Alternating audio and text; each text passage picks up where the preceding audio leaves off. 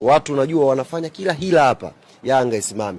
Kuna watu mimi nimewasikia, yani watu hawa wanasema dabi bwana imepoteza mvuto. Mtu kabisa wa Yanga. Kabisa wa Yanga. Dabi imepoteza mvuto bwana. Simba ashafungwa sana. Mtu wa Yanga wewe. Poteza mvuto, dabi ishafungwa sana. Dabi tuilindeje yani, kwa mfano tuilindeje? Haya wewe Yanga unataka tuilindeje dabi yani? Kwamba tusipeleke timu tufungwe. Ndio Yanga tuko hivyo. Ndio wanasema chunguzeni kauli za watu. Ndio Yanga yani kwamba eti bwana dabi hii imepoteza mvuto hii dabi. Simba ashafungwa sana. Ndio mtu wa Yanga huyo. Hawa Yanga wa kudownload hawa Ndio ninawaambia. Ndio katika hilo kundi sasa nilowaambia la maneno mengi mtakaoyasikia. Wala msiwe na wasiwasi.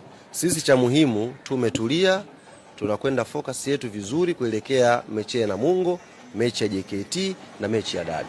Yaani wanachokifanya sasa hivi ni kutaka kutolea upu. Na wala hawawazi tarehe moja. Wanaangalia hizi mechi mbili hawa Yanga tukiwaweka busy hapa pakiwa pana maneno pale, wanaweza kuangusha alama kwenye hii mechi ya Namungo au JKT. Alafu kule kwao tukafidiane. Ndio hesabu zao hizo.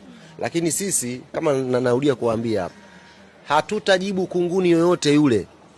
Hatuta entertain chawa yoyote yule. Focus ya Yanga sasa hivi ni kuelekea kwenye hii michezo tupate matokeo mazuri. Tukishamaliza hizi mechi nitakuja. Katika hao wote waliozungumza hamna hata mmoja ambaye si mudu. Wote hao kwangu ni uzito wao ni uzito wa chini, uzito mwepesi ule. Wote hao. Wote uzito mwepesi hao. Wote wanaozungumza uzito wao mwepesi hao. Hamna hata mmoja. Na wanajijua.